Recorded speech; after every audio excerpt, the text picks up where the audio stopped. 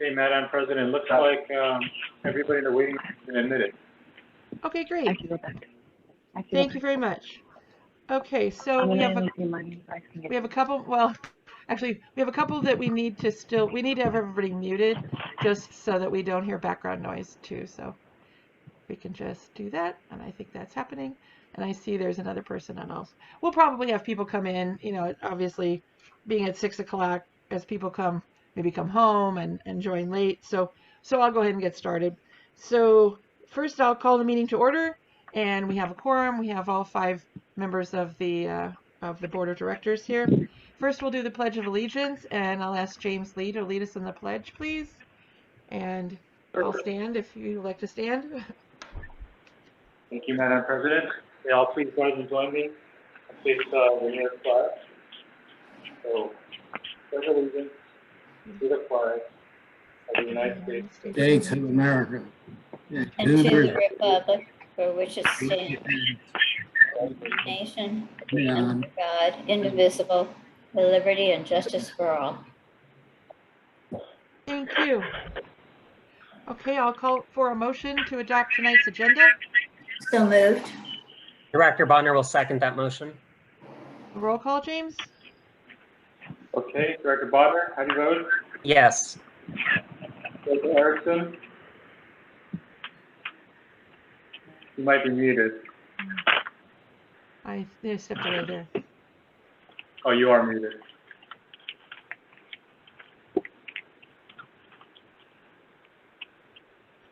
Give him a moment.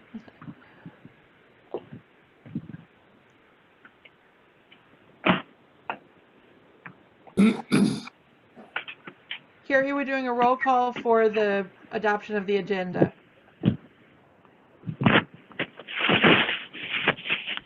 Okay, I'm here. Okay. I got it. Thank you. Director Putnam, how do you vote? Aye. Director Tejeda? Yes. Director Raghavatari? Yes. Okay, and I'll also introduce the board members for those of you who don't know who we are. I'm Director Sharon Raghavatari. I'm the president of the board this year. And then there's James Bodner. He's the vice president this year. Director Carrie Erickson, Director Ken Putnam, and Director Judy Tejeda. And first we'll start off with a presentation by our general manager, Nem Ochoa. Thank you, Madam President, members of the board, and guests. Welcome to our public hearing. I'm Nem Ochoa, the district's general manager. I have a roughly 10-minute presentation that touches on why we are here today, and then I'll hand it off to our board president to proceed with the hearing. I'll start off with our mission and vision, then get into the need to raise rates, talk about the value of water and the affordability of essential services we provide the community. The district's mission is to provide quality water and wastewater services to the Crescenta Valley community in a dependable and economically responsible manner.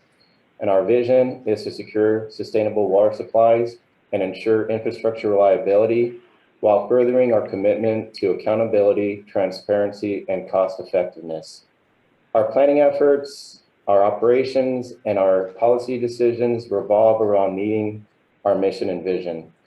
And I would like to mention that we are a not-for-profit organization and that all of the revenue that is generated through rates pays for infrastructure and operations that directly support our mission and vision. In other words, the funds generated through rates are invested back into the community. The board of directors are both stewards and customers of the district.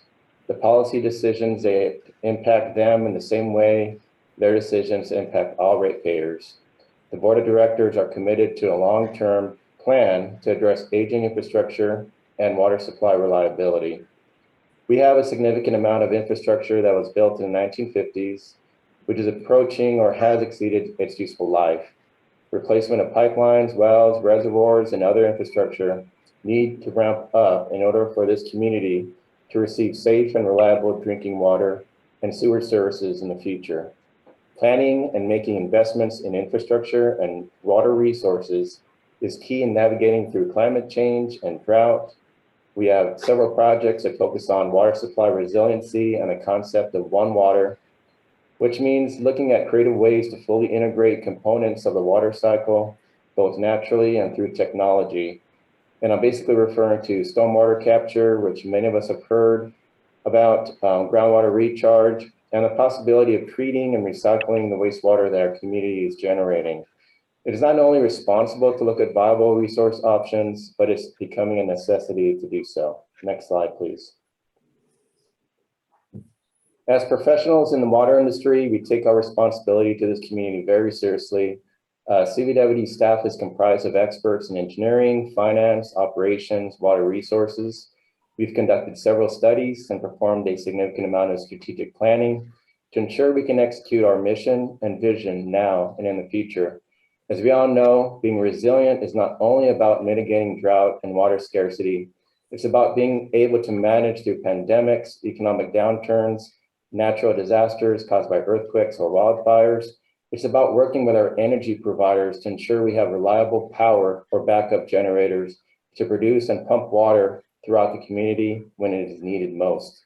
Through our 2020 strategic plan and our roadmap, we were able to answer the following questions. How can we better ensure reliable water and wastewater service to this community? What capital improvement projects do we need for reliable water and wastewater services? How do we mitigate increasing energy costs, water supply costs, and operational costs? How can we best adapt and respond to drought, climate change, natural disasters that impact service to this community? Over a long series of meetings and processes, we address these questions in a deliberate and transparent manner through several workshops, public meetings with our board of directors. We discussed capital improvement plan and the funding options needed to address these issues. In addition, during the past year or two, staff has looked for ways to be more efficient and reduce operating costs while maintaining our level of service. As a result of reducing our workforce by 20%, we've become a more lean, multifaceted, and streamlined organization. These changes equate to $900,000 in savings annually. In addition, we were able to improve our credit rating with Standard & Poor's and refinance our current debt, which represents an annual savings of $63,000 per year. Next slide, please. Pictured at the right, top right of the slide, there should be a California aqueduct, which brings water from the San Joaquin River Delta 400 miles away. We also receive imported water from the Colorado River 200 miles away. These sources of water are conveyed through and treated through Metropolitan Water District system and then through Foothill Municipal Water District system. 50% of the water we serve comes from these sources. The imported water blends with our limited groundwater supplies and travels through CVWD's distribution system made up of 97 miles of pipelines, pumps, reservoirs, and an elevation gain of 1,500 feet. Based on our current water rate, the average customer pays less than 1 cent for each gallon of water that is sourced 500 miles away, treated and pumped up the hill, on average about 750 feet. In year one of the rate increase, an average customer will pay 1 cent for a gallon of water delivered to their tap. Next slide, please. This slide shows how much an average customer will pay for a gallon of water delivered to their tap in year 3 of the rate increase. It is about 1.2 cents per gallon. For water that is more regulated than bottled water, the water district is required to test and monitor water quality throughout its distribution system. The Department of Public Health monitors our compliance points for hundreds of water constituents. The water our customers receive exceeds state and federal water quality standards. Next slide, please. The state requires the district to monitor how much water our customers use compared to customers of other districts. In general, our district performs fairly well with an efficiency standpoint at about 100 gallons per capita day. And that is calculated simply by dividing the daily amount of water used in the service area by the population in the service area. In year 3 of the rate increase, it will cost the average customer about $1.20 per day to consume, bathe, and perform all the other activities around the house. Next slide, please.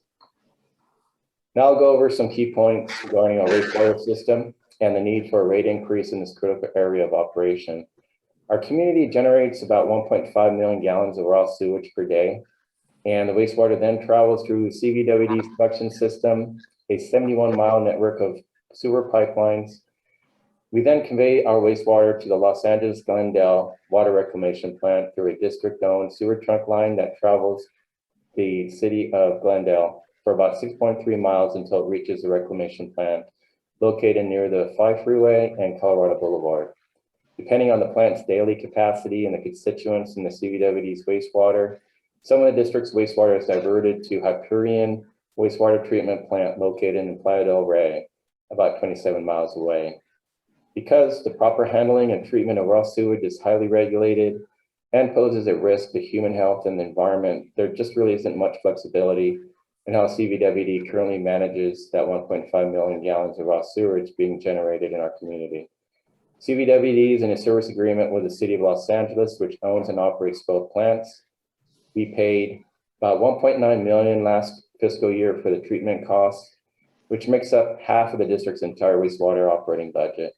The city of Los Angeles fees have increased by 60% over the last 2 years, and the rise in treatment costs, which CVWD has no control over, is the main reason for the proposed rate increase. Next slide, please. The district just completed its local hazard mitigation plan. It's not up on the slide, but I just want to mention it. 75% of its cost was funded by a FEMA grant. It identifies projects that mitigate potential impacts of natural disasters like wildfires, earthquakes, and drought. Projects funded through rates will support projects that increase resiliency and service reliability. If approved, the rate increases will allow the district to replace aging infrastructure, secure water supply, mitigate escalating operating costs, and ensure we have safe drinking water and wastewater services, particularly when we need them most. As a not-for-profit agency, it's important to remember the funds generated through rates are invested back into the community. And that concludes my presentation. Thank you, and I'll hand it back to our board president. Thank you, Nem. So now we'll move on to the public comments portion, and I'll just go over a couple of things. First off, our public outreach efforts. We had 2 half-page ads in the CV Weekly in the last 2 weeks. We have an information and protest letter template on our website. We've sent out email blasts, and there's an online bill calculator, which I'm not sure if Arturo can put that up, and it shows you can put in your usage from your last bill, or if you don't have it, you can call the district and get that. And you could see exactly what the potential rate increases would do for your bill. So I found that really helpful for me. That shows that's our average customer is 18,000 gallons of usage in the bi-monthly period. And then the water usage is capped at 20, but this person, uses 10. That's our average as well. So you could see for that average customer what their usage be, and obviously what their cost would be, and it would be reflected on your own bill. You might be higher or you might be lower. So let's see. The next item I wanted to mention was that the district board of directors, we did not have a rate increase last year. And we did start discussing our roadmap and this, part of the strategic plan, as Nem had mentioned. We started discussing that and the funding, what kind of funding, how we were going to pay for what we needed to get done, what we need to get done. And we started that in January of 2020. So we're well over a year and a half into the discussions on how do we handle the upcoming needs. Public comments were taken, and we also discussed them multiple times at our meetings, committee meetings, our regular board meetings. Public comments were taken at each meeting and incorporated into our decision-making process. And then the last part, we have, let's see, we had a few more protest letters come in today. And I think, James Lee, could you give me the final tally for today of all the letters we've received, emails and letters? Sure, Madam President, we had a total of 23 protest letters come in, 21 of which came in before 2 p.m. today and were posted to our website. Thank you.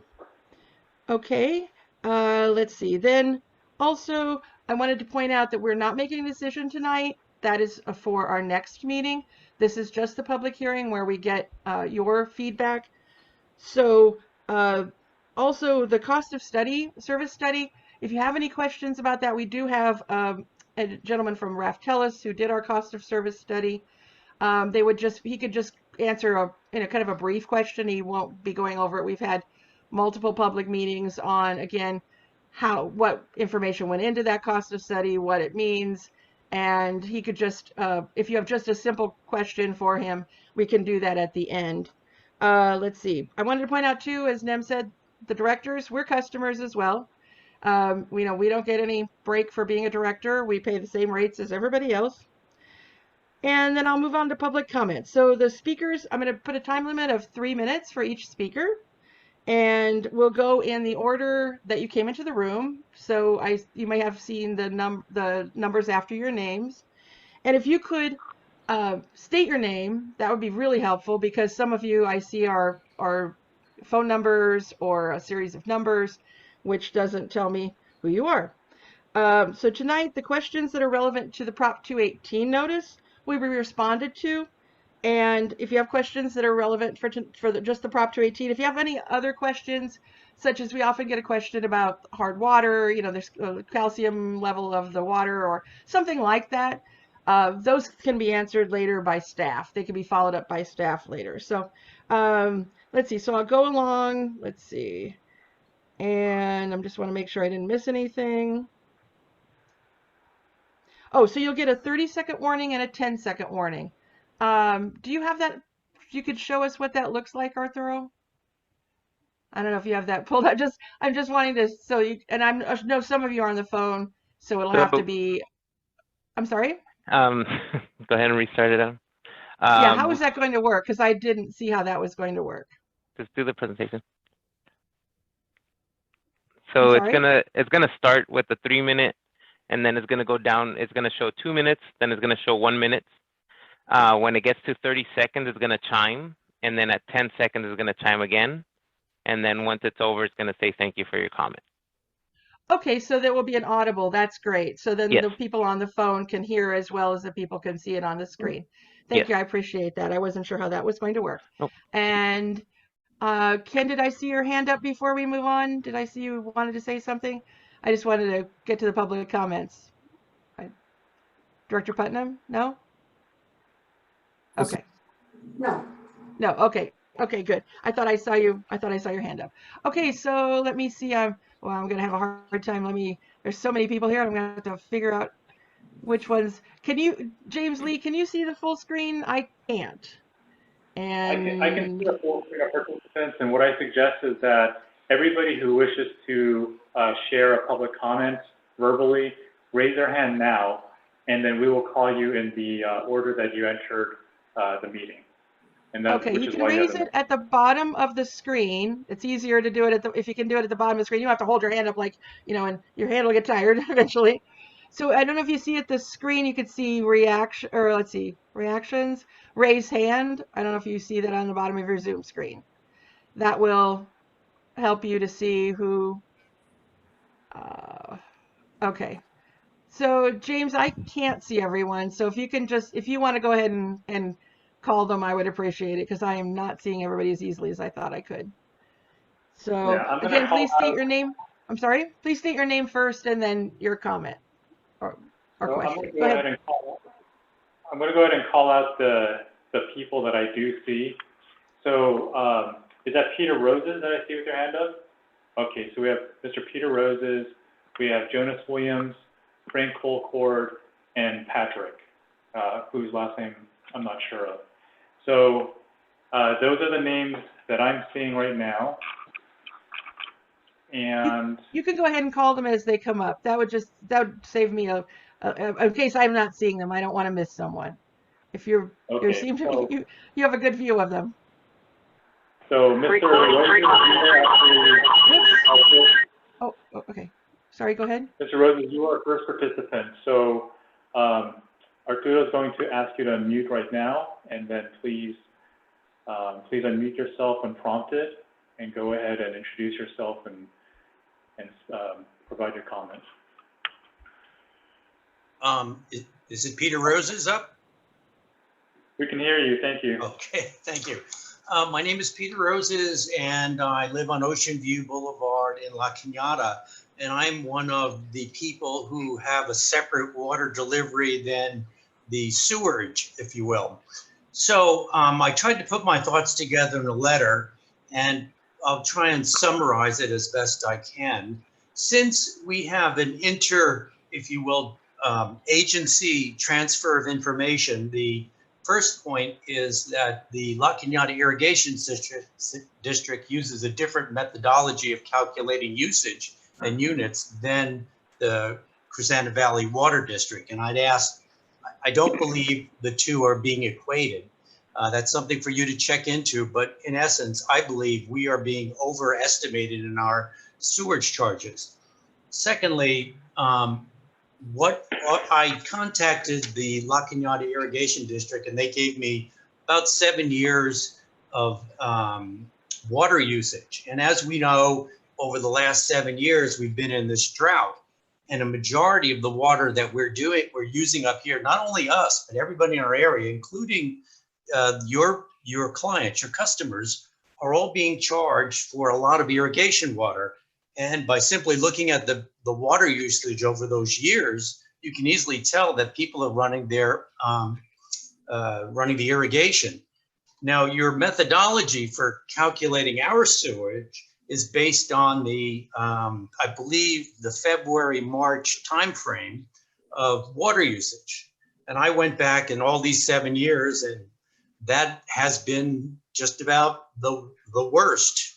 So I assume everybody, including us, has been overcharged, okay, for our sewage. So I'm simply saying it's not only us, not only me, it's everybody in the district is being overcharged. And what's happening is, I believe that you're giving larger numbers to Hyperion or Glendale Sanitation District in terms of the usage. So I ask that a more equitable system be thought of for determining our actual sewage contribution. How much time do I have left here? 1 minute. All right, the next point, which I wanted to make, is our sewer bills have gone up by almost 5-fold in the years we've been here. And you say 5-fold, how is that possible? Just go back and look at your own records. I did. In 2003 or 2002, we were paying $22. I didn't hear time. We have 30 seconds left. So I think I've mentioned my points. The other thing that I really find objectionable is to have this review by Zoom during a pandemic and an upturn in the pandemic. I think you'd get a lot more participation if you delayed this decision 3 or 4 or 5 months, that we can have an actual more participation by the customers in the system. Thank you. Thank you. Next, James. Yeah, thank you for your comment. Let me just see who was next. So the next participant is going to be Patrick. So we'll request that you unmute and introduce yourself as well.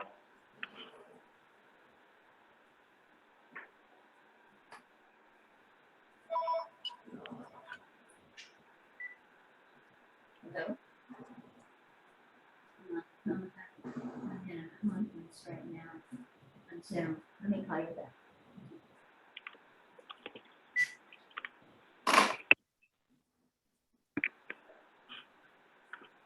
Let's just give this a few more seconds. Oh, you're chatting to us that it won't let you unmute.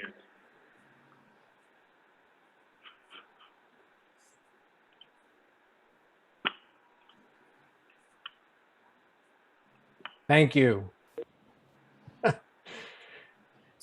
Good evening. My name is Patrick Murphy. I live on Sycamore, and I just have a couple of questions and maybe a point or two. First of all, I'd like to let the board know that I spoke with Christy yesterday and suggested that another email blast go out with easier instructions on how to get onto this call this evening, because the first email blast that I saw you had to go through the website and then click on a few different areas, and she actually had to walk me through it, or one of the gals there had to walk me through it. So I appreciate her doing that this morning, or maybe it was last evening, so it was easier to get on. Peter made a point that perhaps communication should be more forthcoming and should wait.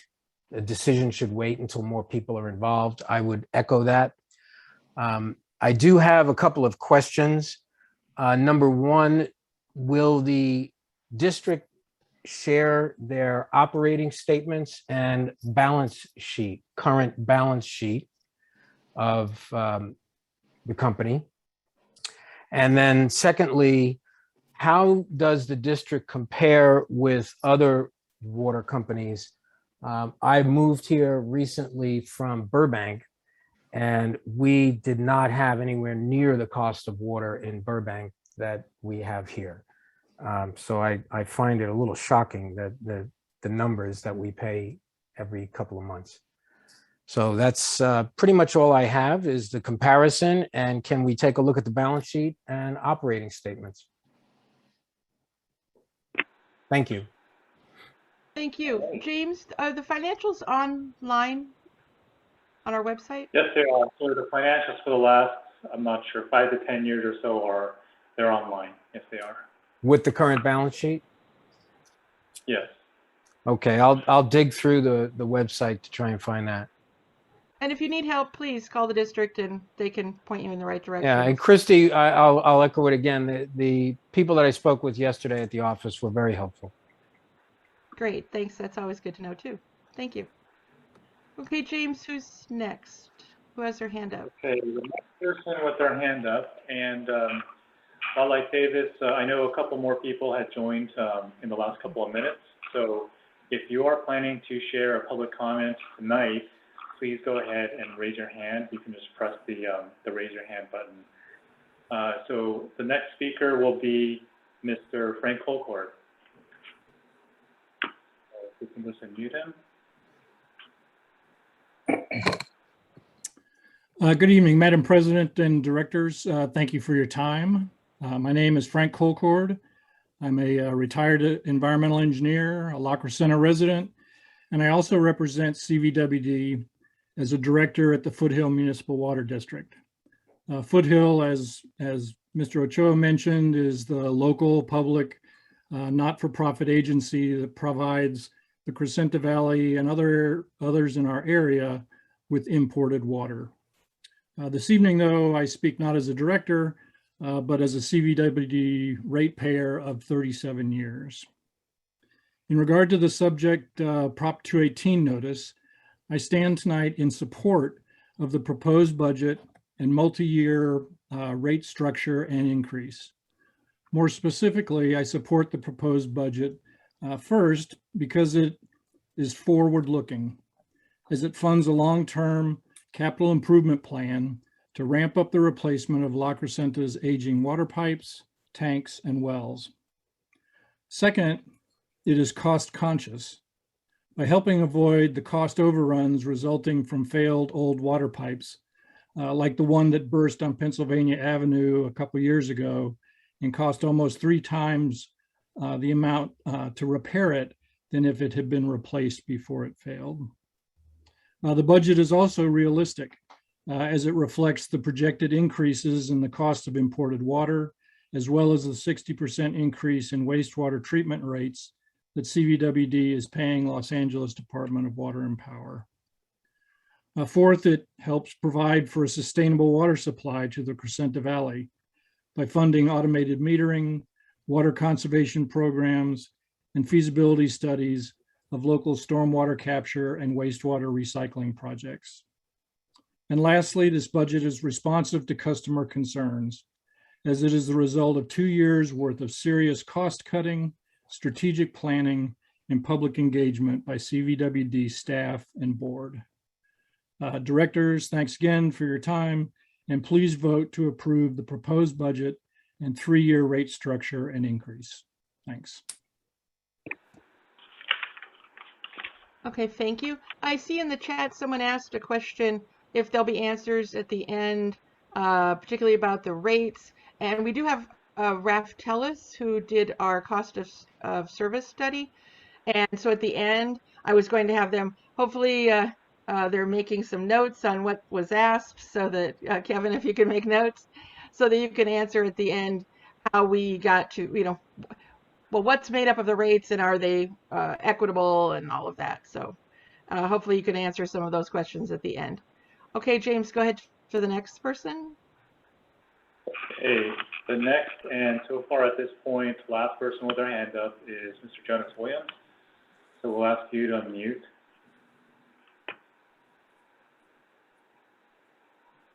All right, please go ahead, Mr. Williams. Yeah, good evening, Board of Directors and District.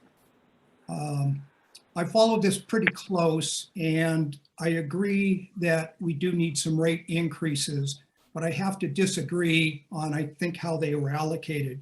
We spent quite a bit of time trying to go through the rate study, and there's a couple things that that have kind of bothered me.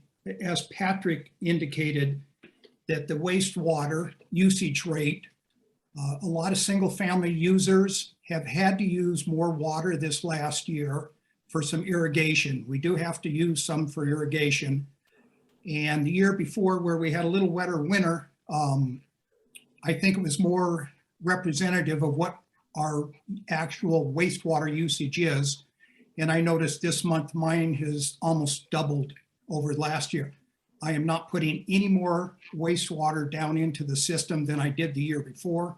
It's only 2 people in our household and we're very conscious of it, but my usage rate has doubled.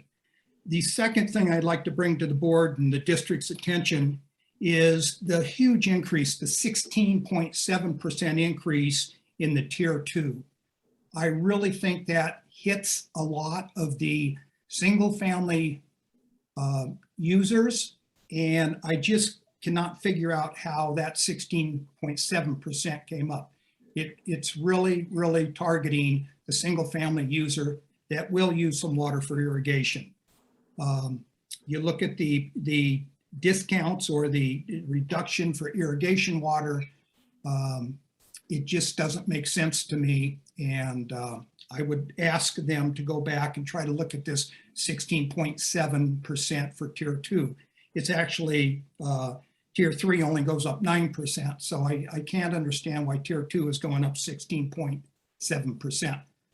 Other than that, I think the district does a good job. David, I think you and your team do a great job, but I think there's some things in here that really are hurting the single family homeowner and should be looked at a little more carefully. Thank you very much. Thank you. James, is there anyone else?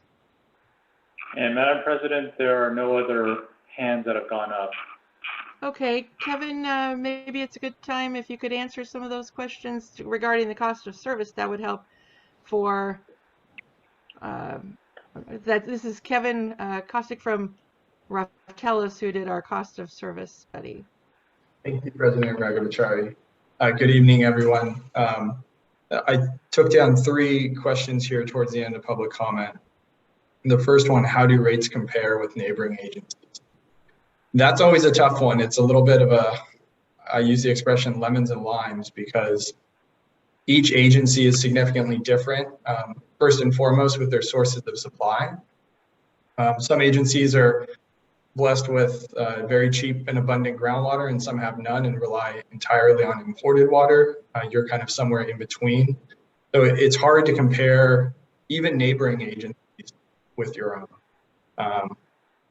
But I think the fair comparison is to an agency that may have a mixture of supplies, some local groundwater sources, some more expensive imported sources. And we could certainly help staff determine what an agency like that might look like to compare. The second question was on the wastewater determination period and water use for determining wastewater charges. And this, again, there's no perfect science. The unfortunate thing on the wastewater side is we don't meter the wastewater generation. So we know what goes through the water meter. We have to estimate what comes out the other, down the drain to the collection system and the treatment facilities. And so we know that this winter use and a determination period isn't a perfect science, but it should be proportional to all users. So we will have fluctuations in dry winters and wet winters and changes in use and patterns. We do our best to pick those periods where irrigation use would be minimal. But again, it's not a perfect science, but it is proportional across all those user groups. So as one person's water use in the wintertime increases, so should the neighbors. The third question was on the tier 2 increase on the water side of the house. And this is really from updated cost allocations. So the last cost of service study was done over 5 years ago now. And water use changes, demand patterns change even within a class. When we look at single family, there are changes to how water is used within that class between tiers 1, 2, and 3, both in average terms, but also in peak terms. And a lot of the water system is built for meeting peak capacity, peak needs, plus fire flow. And so the peaking characteristics can change within even a single class, which will result in those impacts that you see, changes between the rates, even within a class. So that's the short answer. I'd also direct you to our rate study report, and if there are any follow-up questions, happy to work with staff to answer those.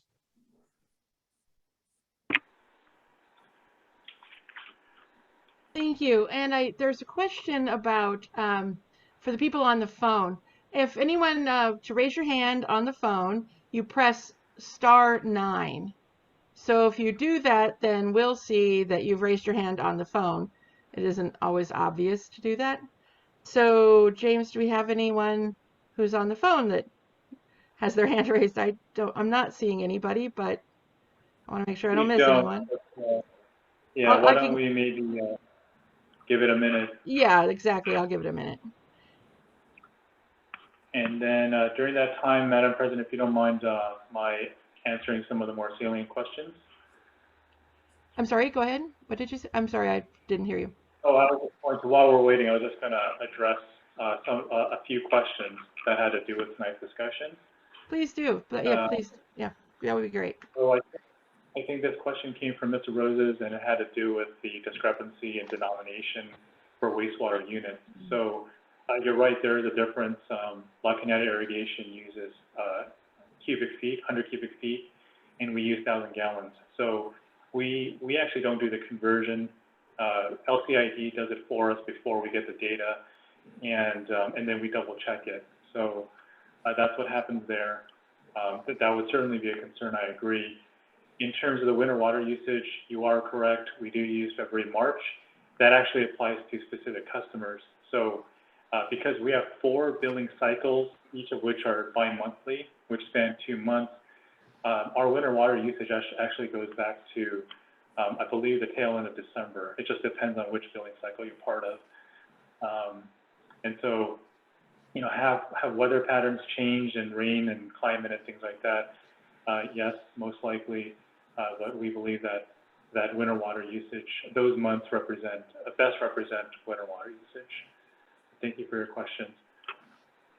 And Madam President, I'm still not seeing any other hands for participation.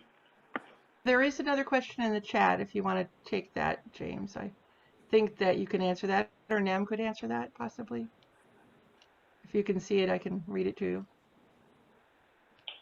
Yeah, okay, so I can answer that. So the question is from Mr. Frank Colcourt, and it's will AMI allow for a more accurate measure of wastewater volumes for customers calculating bills?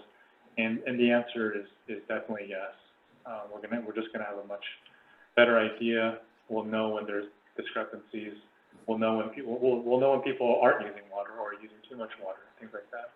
Thank you for the question. Just for a quick explanation, AMI would be the smart meters. You might have those. I have one for my electricity, so I can go in anytime and I can look and see what my usage is every day. I could do it every hour, and I could kind of gauge, when I'm using electricity, when I'm not, maybe we could do a better job, things like that. So the AMI system that we're rolling out is will be a series of smart meters for all of our customers. So it's something that we're in progress. Madam President, the hand didn't go up, but I'm recognizing Mr. Roger Schulke from our past meetings. It looked like you had your hand up, Mr. Schulke. I'm going to go ahead and ask you to unmute, at which point you can press, I think it's *6. And let's see here.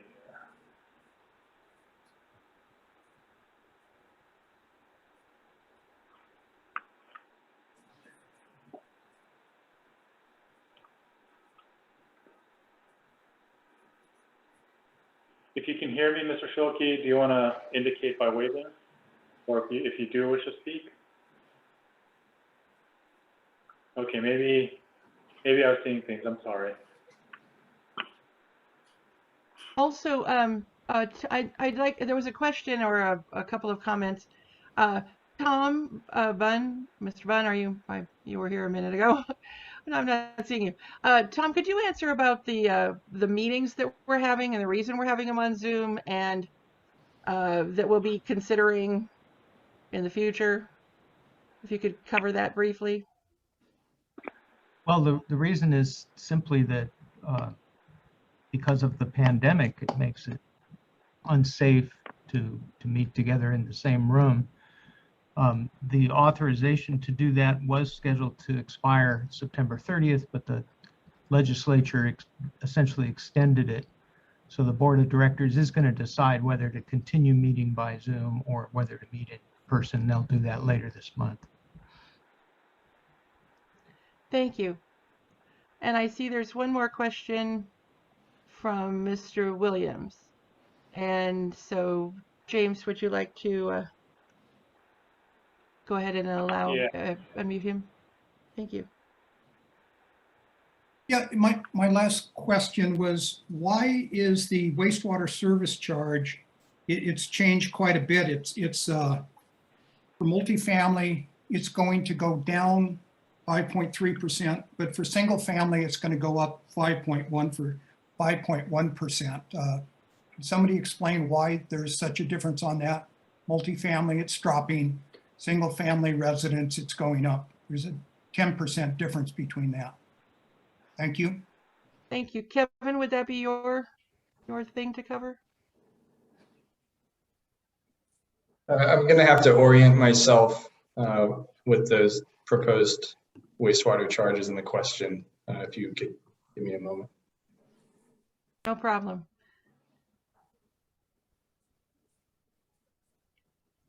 Does anyone else have a question? I can let Kevin have a minute to find that information.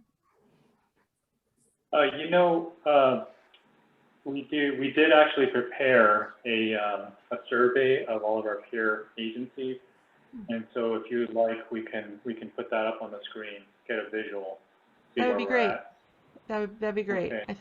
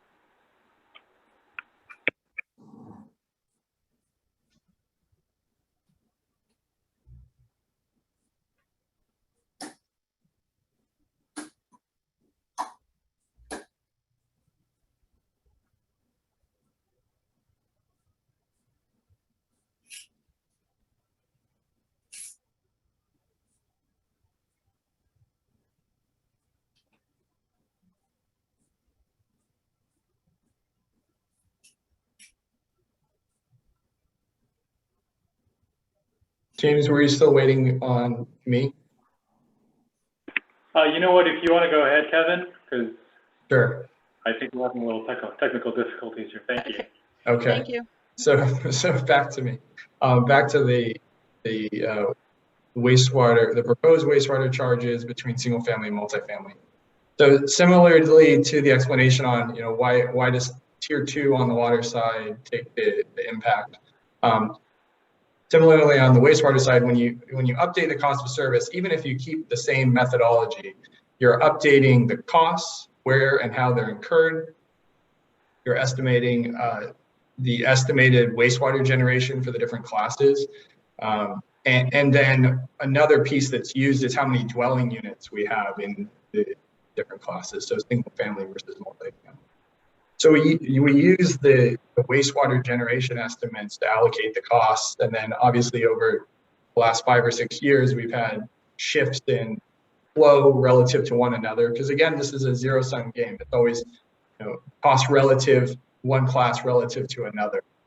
So the update to the cost, the update to the flow estimates, and the update to the number of dwelling units that we have between single family and multifamily is what causes that change between the two classes.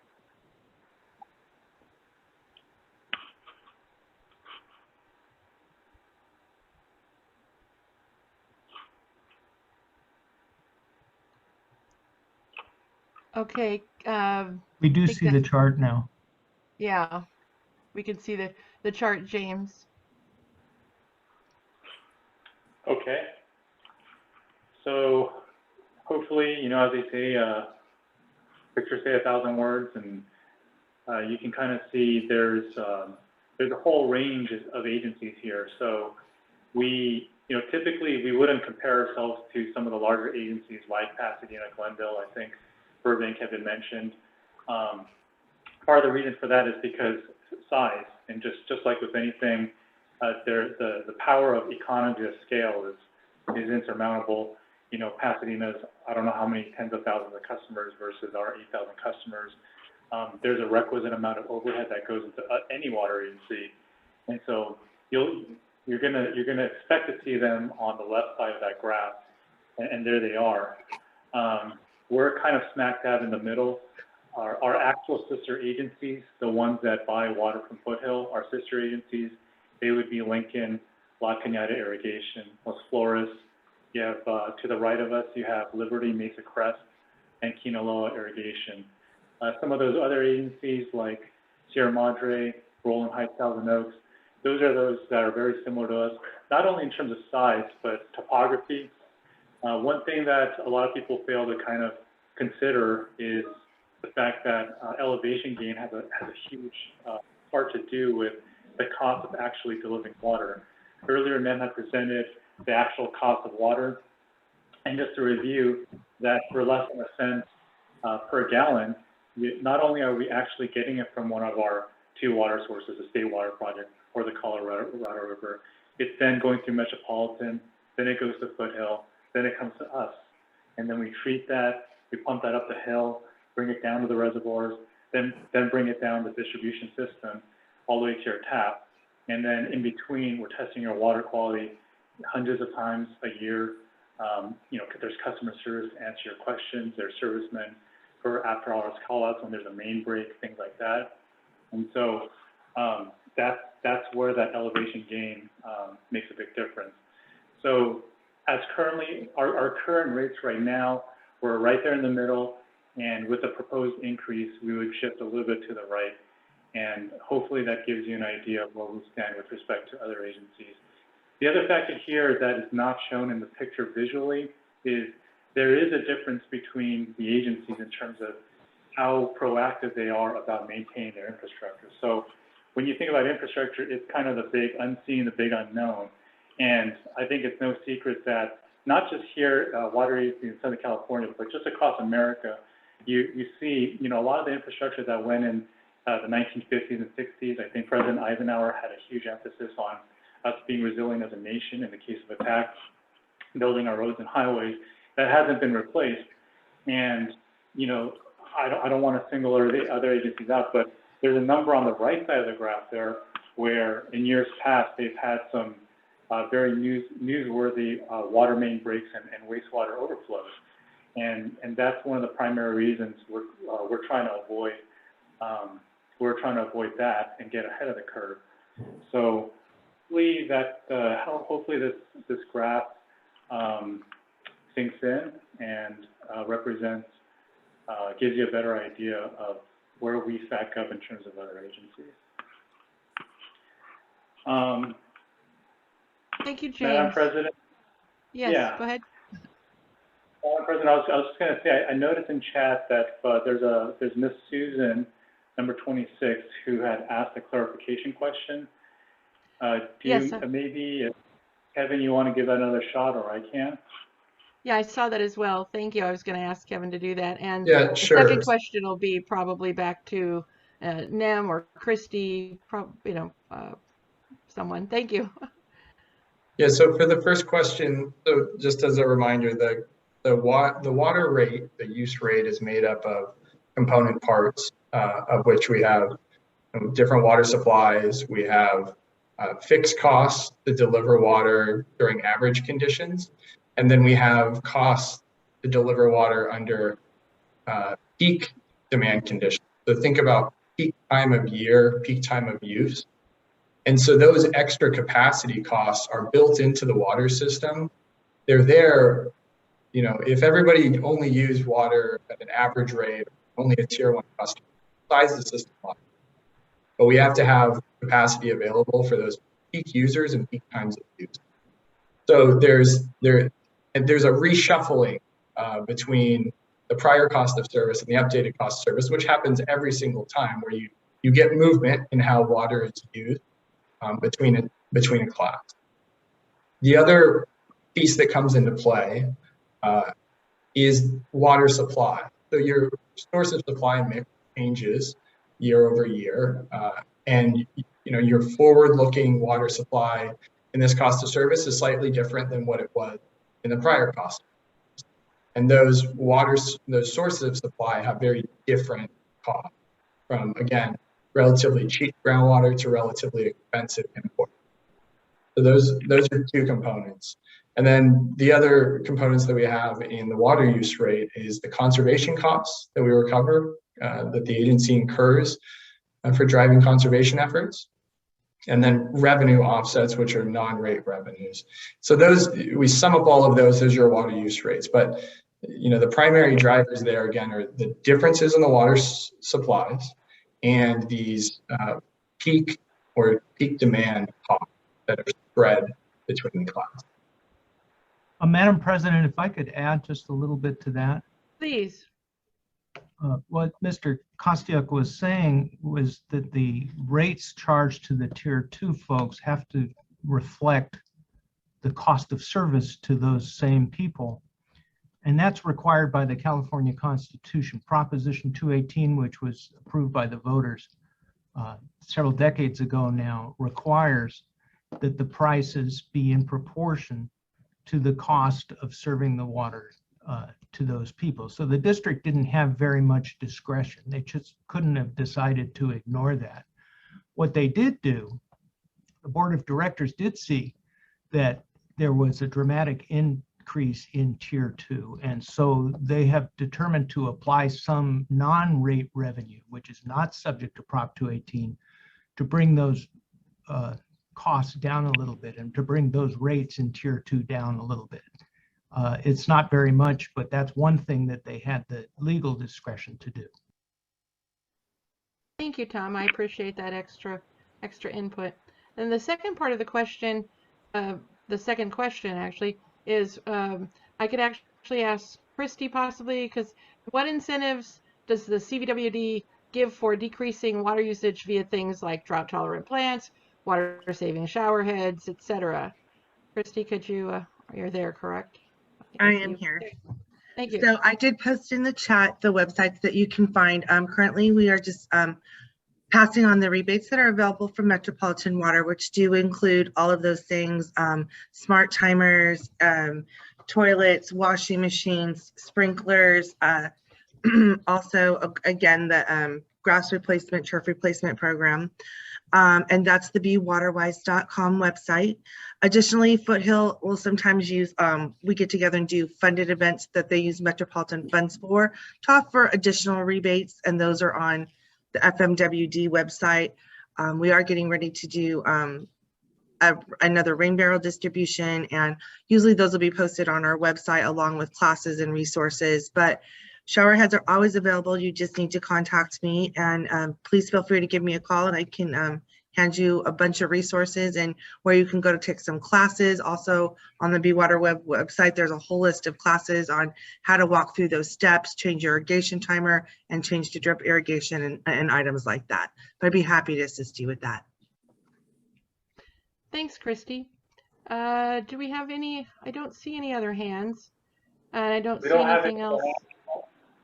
We don't have any I'm other sorry? hands, Madam President, but we finally did get Mr. Schulke's, I think, sound working. And then it looks like Ms. Tyler's hand just went up too. So I let's just saw start that with, too. Thank you. Yeah, let's start. Thank you. Yeah, thank you. Mr. Schulke, do you want to go ahead and share your comment? I don't know if you can hear me now or not. Yes. We can hear you. Oh, okay. I don't know what happened before, but my question is, are we doing anything about collecting runoff water? Okay, is that your question? Because I think David Gould could answer that. Thank you, Mr. Schulke. It's a very good question. We are working on a program right now to use Crescenta Valley County Park as a method to divert the water in the Verdugo Wash and put it underneath the park, and allow us to use stormwater for that. We're currently talking with the city of Los Angeles because of water rights, and that's one of the first issues that we need to get through.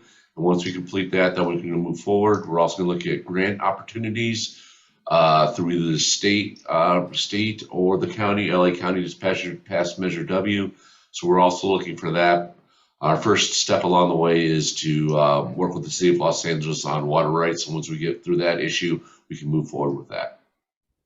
The reason I asked the question is I walk by on my daily walk 2 flood control channels, and I see gallons of water running down these flood control channels 24/7. And there's got to be a way that we can work. We got an attorney. There's got to be a way we can work with the county to collect some of this water. Now, I've been, as you know, that's been one of my pet peeves for several years, that I've been going to these board meetings, and I see nothing is being done. So I think we need to really work with the county to see if we can somehow, to me, it's quite simple. You get permission from the county to cut slots in these water flood control channels and let this water go back into the ground. But evidently that isn't as simple as I think it is. But so that's my comment. We lose thousands and thousands of gallons a day going down to the river, down to the ocean, where we could use, collect some of this water for our own use. Thank you. Thank you. David, could you follow up with Mr. Schulke also? So just to let him know where we are in the process. And yeah, it's a lot of, obviously working with other entities takes some time, but yeah, it's a pet project of mine too. I really want that to happen. So Okay, I'll be happy to. Thank you, David. And also Marilyn Tyler, I think that's our next one, James, correct? That's right. So let's unmute you here.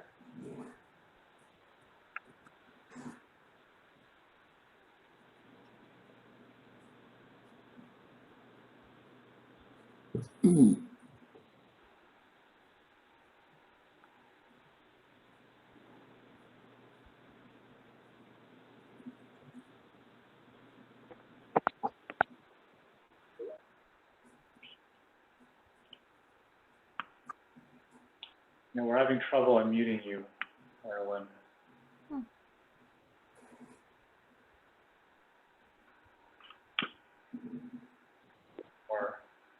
comments here, please. No problem. Marilyn, do you mind unmuting yourself by pressing, I think it's *6 or *9? *6.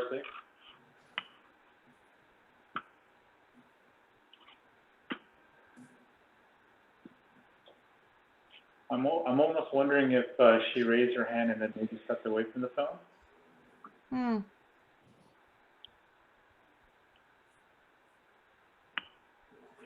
I don't know. It's always hard to tell. And she can't let us know any other way. Oh wait, she can't unmute. She's saying, yeah, she can't unmute. I'm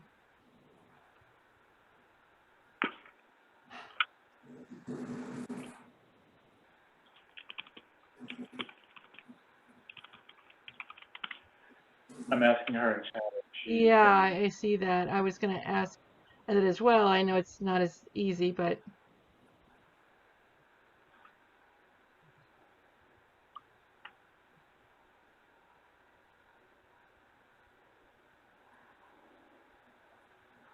Mr. Roses, I'll give Kevin another chance. I'm not sure what your question is for him, but I'll first try to get Marilyn unmuted first. Or do you want to work on, James, do you want to work on that and I'll give Kevin a minute? Yeah. Can Arturo work on unmuting Marilyn? That's what he's doing. James is, I think, doing that. So I'll let Kevin go first just while we try to get Marilyn unmuted because I'm not sure. I think did she just disappear? I lowered her hand to see if that would maybe also unmute her, but still not working. No. Okay. Tell her to call in, Sharon. Yeah. Yeah. I think is she on the phone, James, or is she on Zoom? She must be on the phone. She is on the phone. Okay. She typed in the chat, so I don't know how she'd be on the phone, but Yeah, I was thinking the same thing. You're right. She on the phone and on Zoom. She could call in. She has her comment. She posted her comment now. Oh, here, she did post a comment. So I'll read it aloud. Yeah, go ahead, James. So everybody, this is from Marilyn Tyler, and she says, just want to tell the folks in the audience that they can follow up on favorite topics like water capture by attending CVWD board and committee meetings, especially the engineering and finance committees. Thank you, Ms. Tyler, for your comment, and we certainly encourage members of the public to attend our public meetings. Absolutely. Okay, so Kevin, did you get a chance to look at the chat as well? Yes. Okay. Yes, I did, and I didn't mean to imply that there aren't. I want to make sure I get the word correct. I didn't mean to imply that there were large variations, or there were not large variations in winter water use. It is very much, an imprecise method because it is the best that we have absent metering wastewater. I think my intention was to say that those variations are proportional when we're looking at users. And so if we have variations from year to year, lower water use, higher water use, we would reasonably expect to see those same variations across the class. Okay, thank you, Kevin. And I see another comment from Marilyn. Also wanted to thank CVWD for a very informative meeting. Thanks for including Raf Tellis and making a sincere effort to answer our questions in detail. Thank you, Marilyn. We are trying to do that. And Christy has said that anyone can sign up at the website towards the bottom to be notified of board meetings, committee meetings by email. So is there anyone else? I don't want to let anyone go away with their questions unanswered or their comments not heard. Is there anyone else? I don't see anything in the chat, and I can wait another minute or so just to be sure.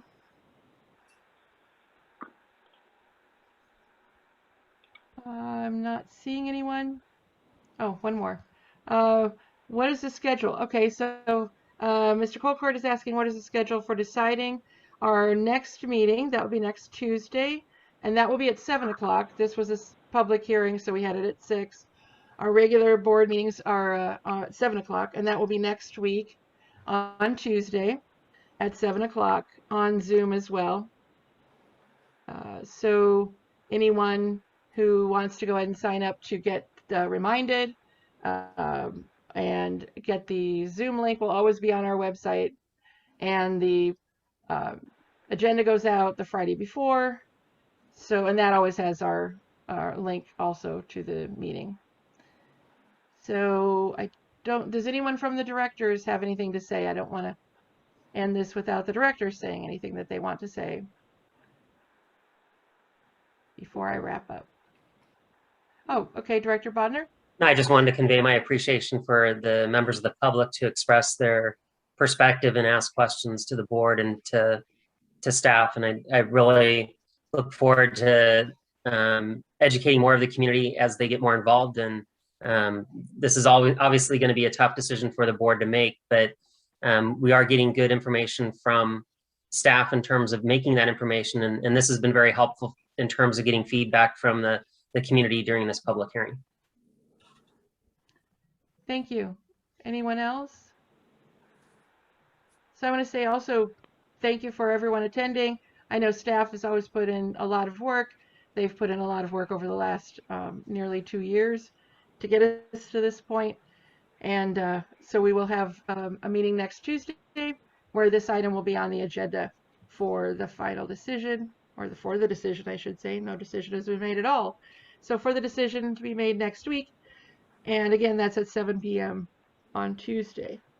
And with that, I think I need to ask for a motion to adjourn. Well, first, can we have a report to the board in terms of what's the final recording of protest letters received?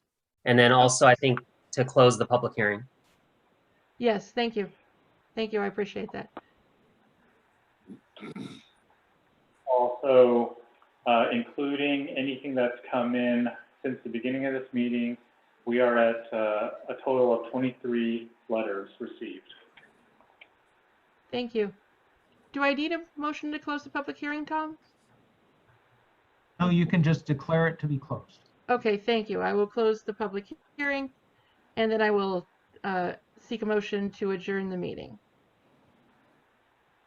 Do I need to do that too? I always forget. I think I do. If you need it, I don't think you need a motion, but I'll make the motion. Just okay. I'll second it. Okay, roll call. Motion by Dr. Bodnar, seconded Yes. by Dr. Tejeda. Dr. Bodnar, how do you vote? I vote yes to adjourn the meeting. Director Erickson? Yes. Director Putnam? Yes. Dr. Tejeda? Yes. And Director Raghavachari? Yes. Thank you, everyone, again, and have a very good night. Thank you. Thank you, everyone. Thank you. Good night.